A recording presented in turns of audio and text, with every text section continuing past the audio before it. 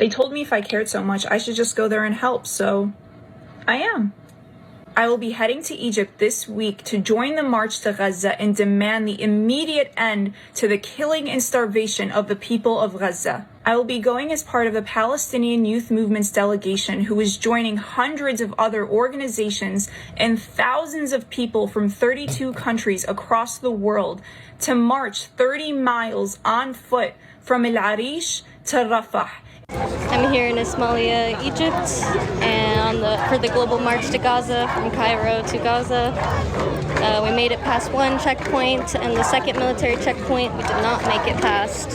They started stopping everybody and taking their passports, and had a whole bunch of riot police show up, even though we are peaceful. Hi everyone, I'm on the global march to Gaza in Egypt. We were stopped at a checkpoint. They took our passports. They've detained us. I'm going to show you. They put us in a barrier like animals. Look how they've locked us in. They've locked us all in. These are all activists. These are all people.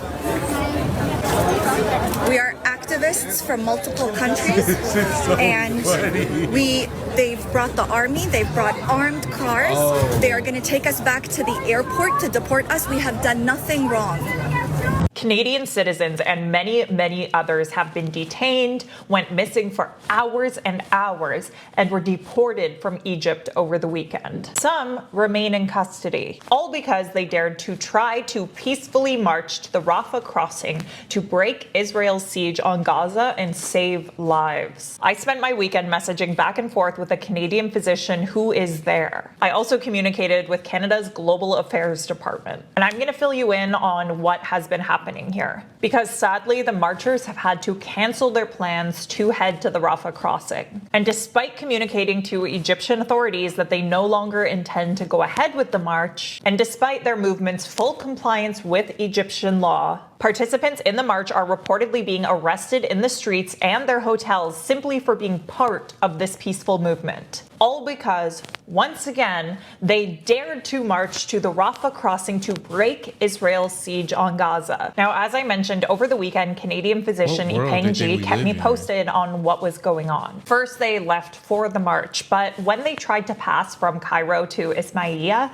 people had their passports taken. Yipeng sent me these images, pictures of passports piled on the ground. Fuck you, Israel! Fuck you, Israel! Fuck you, Egypt! Fuck you, Egypt! Fuck you, Israel! Pulled up to Egypt, thought it was going to be a free democracy, and found out the hard way. They don't play by the same Western rules, y'all. This is the Middle East. They don't have the same rules we do, same freedoms we have. So they deported them. So do that make Egyptians xenophobic? They just thought that they were gonna get the right to protest in another person's country, like you do in America. Took our passports and they caged us like animals. Well, that's pretty good treatment.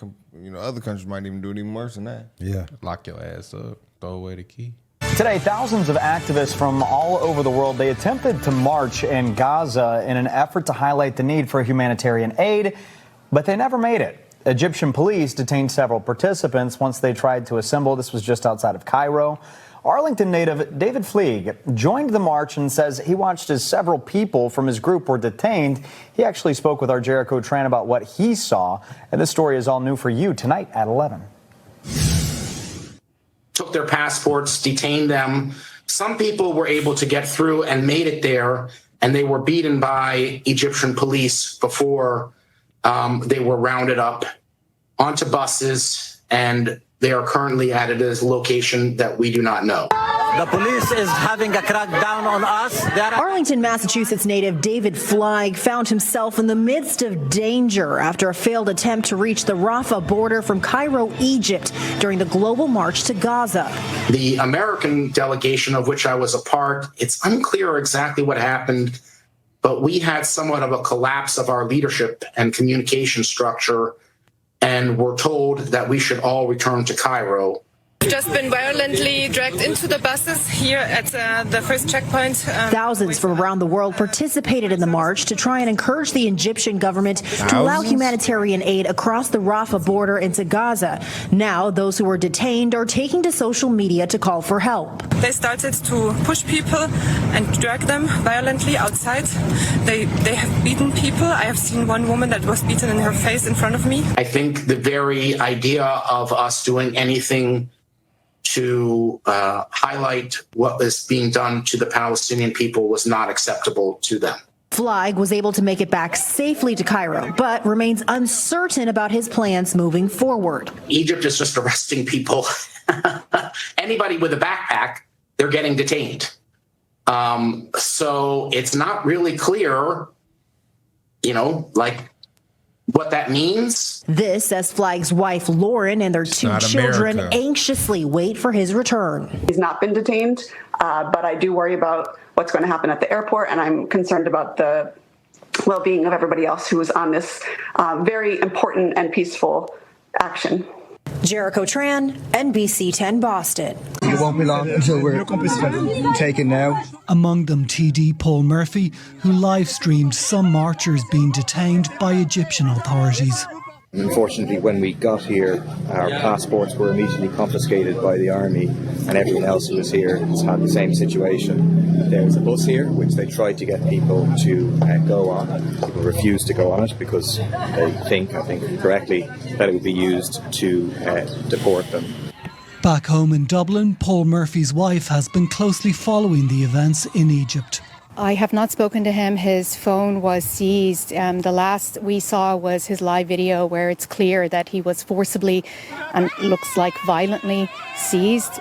Several Irish people are among the estimated 4,000 global citizens who signed up to take part in what organisers called a non-political and citizen-led march. Yeah, they're stupid. They are. You know what make it more crazy? This is a country that is near bombs getting dropped by them right now. So y'all think y'all could just go in that country and do whatever march you want? Right over there. Yeah, I don't know why they thought they was gonna come to their country and protest, because protest is almost like causing a disruption, and you have that right to do that in the Western world. But you go to these other countries, you start disrupting stuff, they don't take too kindly to that. They might put you in jail. They don't have the same freedoms. They don't got the same rules, as I've said multiple times. They will do you the way that they can over there. And truthfully, in our society, in our nation, we have no idea how bad it get. Oh. So you really just walked into the unknown thinking you got it like that. You basically came into their home and said, you're going to have it your way. And now you in for a rude awakening. And it's very unfortunate, but hey, you after around, you found out. Didn't Egypt reject the Palestinians that was trying to leave Gaza? Yeah. Oh, why did they do that? They just wouldn't take them. Why? Because they didn't want to. Maybe it's not safe. Y'all seen Locked Up Abroad? It's a show about people who get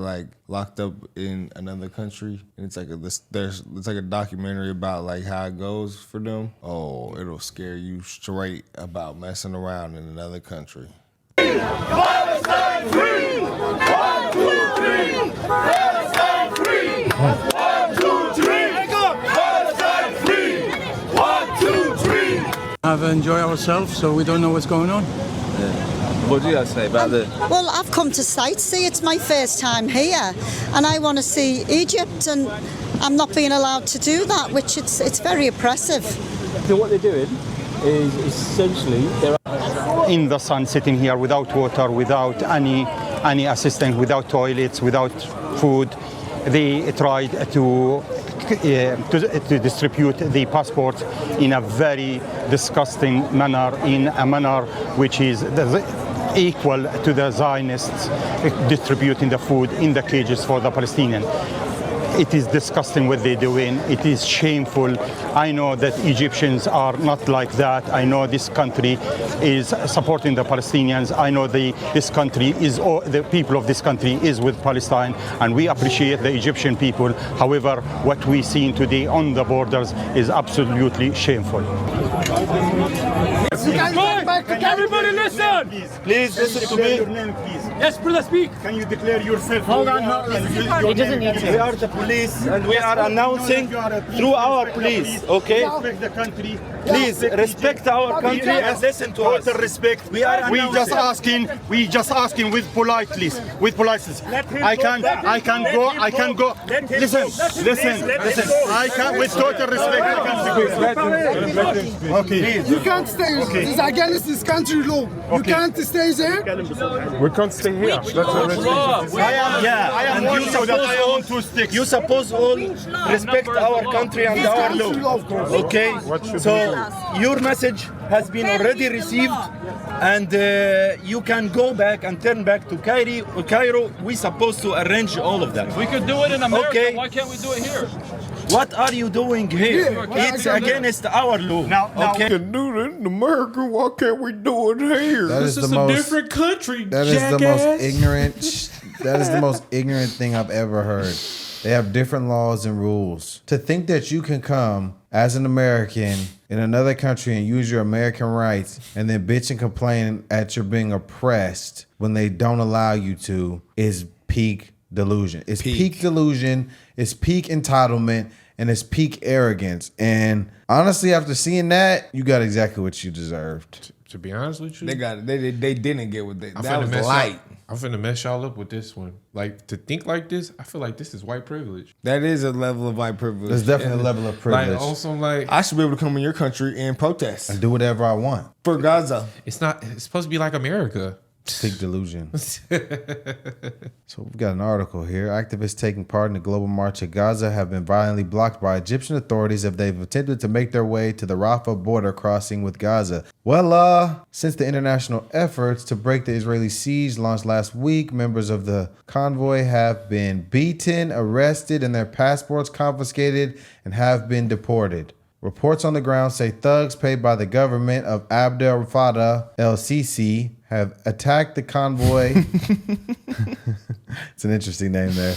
The international group of thousands of members include Parliament of Ireland, Turkey, South Africa. Well, it sounds like they got what they wanted, they deserved. It wasn't very violent from the videos we just saw. Yeah, they definitely weren't violent. You didn't see. Please leave. Respect our country. You didn't see the last video of them pulling them. They was literally like a bunch of them, like actual like they were citizens. Citizens were launching water bottles. Launching water bottles, pulling at them. Yes, that's the protest. Citizens said, "Y'all not coming up here with that didn't shit." like it. And if I'm wrong, is Egypt a Muslim country? Hell yes. Hell yeah. So, and they didn't want to take the Palestinians that are also so Muslim. they won't take them or help them. They got to make sure they not a part of that. They want no parts of that. Hey, There's bro. a lot of countries over there that don't want a part of that. People want Hey, man, the writing's on the wall. We see what's going on. It's interesting though. I just can't believe that they came in with such entitlement and arrogance to think that you just gonna come in other people's country and cause disruption and tell them they need to support your cause. Like privilege, bro. They ain't gotta do nothing. This is their home. You came in their home. See, and this to me is why like nationalism is important. Like, because they take pride in their home. They do. And you came in and disrespected their home. They all united and said, no, you not. Yeah. I mean, and you see how they all get behind that? Yeah. You know, here in America, you know. That's not happening. We don't have these type of pride. You know, people are deluded in thinking America's bad. This is our home. Yeah. Nah. I wonder, can you burn a flag in their country and wave another flag in their country? You think you can do that as a illegal immigrant? Hell no. Wow. Tom Homan, they said Tom Homan is light. We out of here, y'all.